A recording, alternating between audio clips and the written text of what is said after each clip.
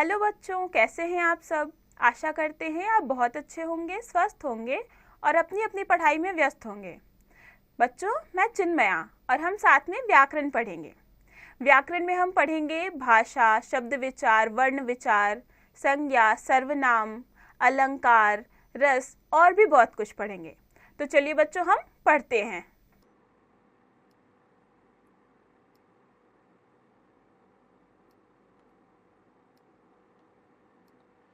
पाठ 7, शब्द रचना, समास, वर्ड फॉर्मेशन, कंपाउंड। तो चलिए बच्चों, हम आज का अपना पाठ शुरू करते हैं और आज हम पढ़ेंगे शब्द रचना, समास। तो आज हम समास के बारे में पढ़ेंगे।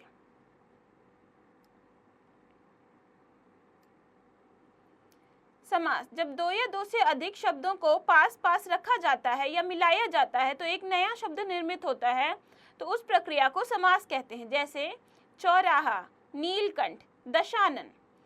चार राहों का समूह चौराहा। नीलकंठ, नीला है कंठ जिसका नीलकंठ।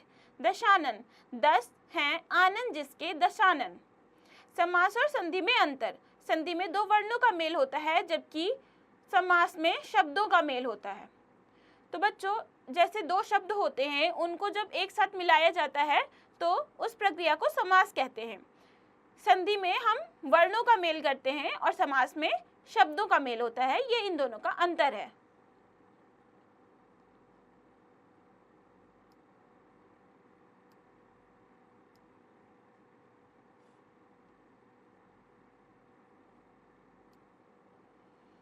समास के प्रकार। समास 6 प्रकार के होते हैं। पहला अव्ययी भाव, दूसरा तत्पुरुष, तीसरा कर्मधारय, चौथा द्विगु, पांचवा बहुव्रीहि और छठा द्वंद्व। पहला अव्ययी भाव। इस समास का पहला पद प्रधान होता है और पूरा पद क्रिया विशेषण अव्यय के रूप में होता है। जैसे बिना जाने अनजान, प्रत्येक एक एक, हाथ ही हाथ में हाथों हाथ, विधि के अनुसार यथा विधि, जीवन भर आजीवन। दूसरा तत्पुरुष। इस समास का दूसरा पद प्रधान होता है एवं पहला पद विशेषण का कार्य करता है। इनमें दोनों के बीच कारक चिन्ह को, से, के लिए, का, की, के, में, पर, रा लोप रहता है। तत्पुरुष समास 6 प्रकार के होते हैं। क, कर्म तत्पुरुष। इस तत्पुरुष समास में कर्म कारक के चिन्ह को का लोप होता है। जैसे इंद्रियों को जीतने वाला जितेंद्रिय, गगन को स्पर्श करने वाला गगन स्पर्शी, परोपकार करने वाला परोपकारी, शरण को चाहने वाला शरणागत। तो बच्चों, समास 6 प्रकार के हैं। अव्ययी भाव, तत्पुरुष, कर्मधारय, द्विगु, बहुव्रीहि और द्वंद्व। अव्ययी भाव में पहला पद प्रधान होता है और जो दूसरा पद होता है वो विशेषण होता है। और अव्ययी भाव में पहला पद हमेशा अव्यय के रूप में प्रयोग किया जाता है। जैसे बिना जाने अनजान, तो इसमें अन अव्यय है और दूसरा पद विशेषण के रूप में प्रयुक्त होता है। दूसरा है तत्पुरुष समास। तत्पुरुष समास में दूसरा पद प्रधान होता है और पहला पद विशेषण का कार्य करता है। इसमें जो विभक्तियां होती हैं, जो कारक चिन्ह होते हैं, उनको लोप किया जाता है। जैसे का, से, का, के, की, में, पर, के लिए आदि शब्दों का लोप होता है। इसके 6 भेद हैं। पहला है कर्म तत्पुरुष। कर्म तत्पुरुष में को चिन्ह का लोप होता है। जैसे इंद्रिय को जीतने वाला जितेंद्रिय आदि।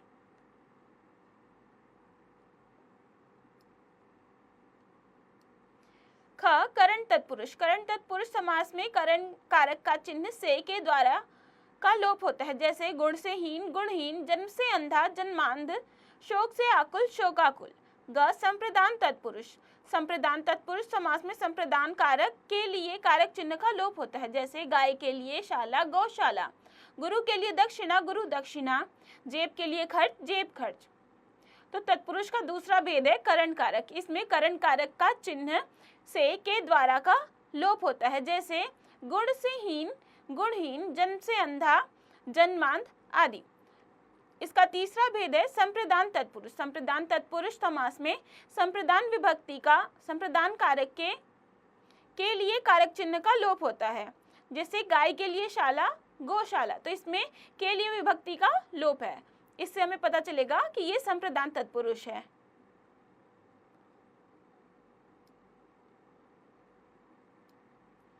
घ, अपादान तत्पुरुष। इस तत्पुरुष समास में कारक की विभक्ति से का लोप होता है। जैसे कर्तव्य से विमुख कर्तव्य विमुख, मार्ग दिखाने वाला, मार्गदर्शक, आचरण से भ्रष्ट, आचरण भ्रष्ट। अंगत संबंध तत्पुरुष, इस तत्पुरुष समास में विभक्ति का, की, के का लोप होता है। जैसे सेना का नायक, सेना नायक, माता का गृह, मातृगृह, विद्या का आलय, विद्यालय। अधिकरण तत्पुरुष, इस तत्पुरुष समास में विभक्ति में पर का लोप होता है। जैसे घोड़े पर सवार, घुड़सवार, घर में प्रवेश, गृह प्रवेश, सिर में दर्द, सिर दर्द। तो बच्चों, तत्पुरुष का चौथा भेद है अपादान तत्पुरुष। इसमें अपादान तत्पुरुष के कारक की विभक्ति से का लोप होता है। जैसे कर्तव्य से विमुख, कर्तव्य विमुख। पांचवा भेद है संबंध तत्पुरुष। संबंध तत्पुरुष में संबंध कारक की विभक्ति का, की, के का लोप होता है। जैसे सेना का नायक, सेना नायक।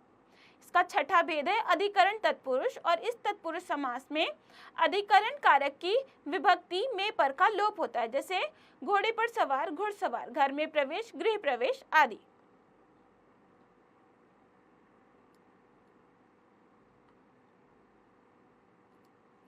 तीसरा है कर्मधारय समास। इस समास में दूसरे पद की प्रधानता होती है। इस समास का पहला पद विशेषण और दूसरा पद विशेष्य होता है, और पहला पद उपमान और दूसरा पद उपमेय भी हो सकता है। जैसे विशेषण विशेष्य कर्मधारय, घन के समान श्याम, घनश्याम, चांद सा मुख, चंद्रमुख, महान है जो देव, महादेव। उपमान उपमेय कर्मधारय, कमल के समान नेत्र, कमल नेत्र, मृग के समान नयन, मृग नयन। चौथा है द्विगु समास। इस समास का पहला पद संख्यावाचक विशेषण होता है और तथा उत्तर पद विशेष्य और प्रधान होता है। जैसे पांच मुखों वाला, पंचमुख, चार हारों का समूह, चौराहा, नवरत्नों का समूह, नवरत्न। समास का तीसरा भेद है कर्मधारय समास। कर्मधारय समास में दूसरे पद की प्रधानता होती है और पहला पद विशेषण और दूसरा पद विशेष्य होता है, या फिर पहला पद उपमान और दूसरा पद उपमेय भी होता है। जैसे घन के समान श्याम, घनश्याम, ये विशेषण विशेष्य कर्मधारय है। उपमान उपमेय कर्मधारय में कमल के समान नेत्र, कमल नेत्र।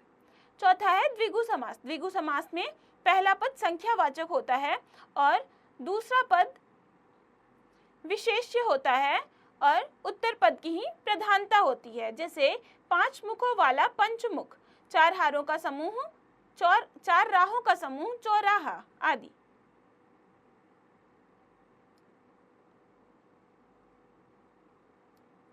पांचवा है बहुब्रीहि समास। जिस समास का कोई भी पद प्रधान नहीं होता है बल्कि अन्य पद प्रधान होता है, उसे बहुब्रीहि समास कहते हैं। ये समासिक शब्द अपना समान अर्थ छोड़कर विशेष अर्थ को बताता है। जैसे मृग नयनी, मृग के समान नयन वाली कोई सुंदर स्त्री। चक्रधर, चक्र को धारण करने वाले श्री विष्णु। पीतांबर, पीला है अंबर जिसका, श्री राम। षडानन, छह मुख हैं जिसके, कार्तिकेय। छठा है द्वंद्व समास।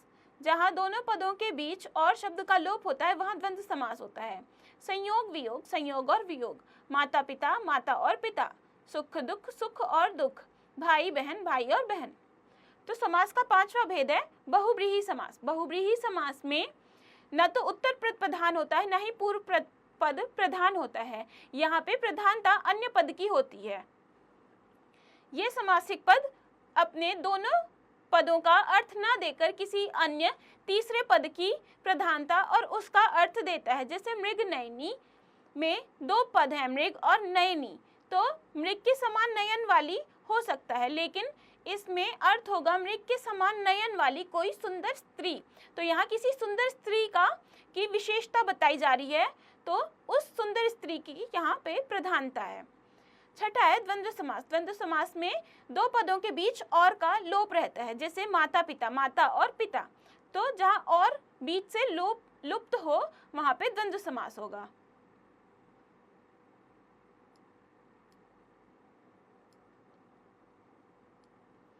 अभ्यास। तो चलिए अब हम इस पाठ के अभ्यास को करते हैं। प्रश्नोत्तर। पहला प्रश्न है, निम्नलिखित वाक्यों में सही के सामने सही और गलत के सामने गलत का निशान लगाइए। क, दो या दो से अधिक शब्दों के मिलान से नए शब्द का निर्माण ही समास कहलाता है। ये सही है।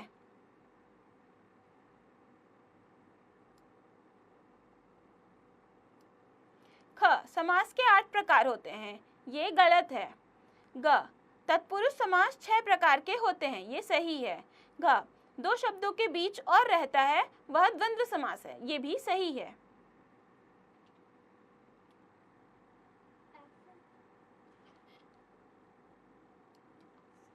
दूसरा प्रश्न है, सही विकल्प के सामने सही का निशान लगाइए। क, किसमें 2 शब्दों का मेल होता है? पहला संधि, दूसरा समास, तीसरा प्रत्यय। तो 2 शब्दों का मेल समास में होता है। ख, समास के प्रकार हैं 6, 12, 24, तो समास के 6 प्रकार हैं। ग, तत्पुरुष समास का कौन सा प्रकार नहीं है? संप्रदान, अपादान, कर्मधारय, तो तत्पुरुष समास का प्रकार कर्मधारय नहीं है। तीसरा प्रश्न है, निम्नलिखित विग्रहों के समस्त पद बनाकर समास का नाम लिखिए। रात और दिन, रात दिन, द्वंद्व समास। 7 दिनों का समूह, सप्ताह, द्विगु समास। मही को धारण करने वाला, महीधर, कर्मधारय समास। नीला है कंठ जिसका, नीलकंठ, कर्मधारय समास।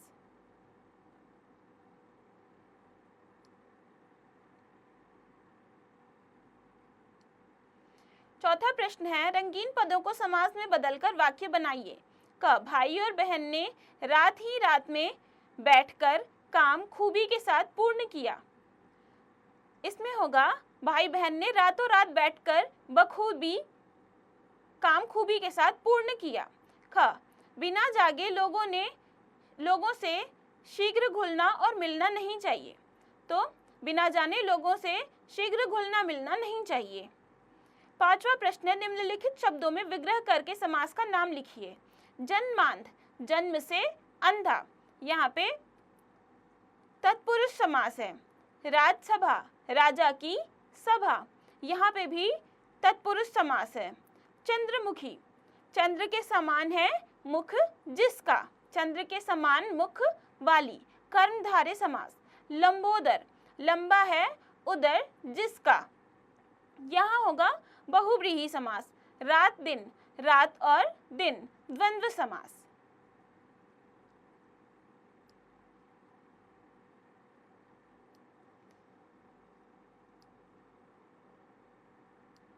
छठा प्रश्न है, निम्नलिखित प्रश्नों के उत्तर ध्यानपूर्वक दीजिए।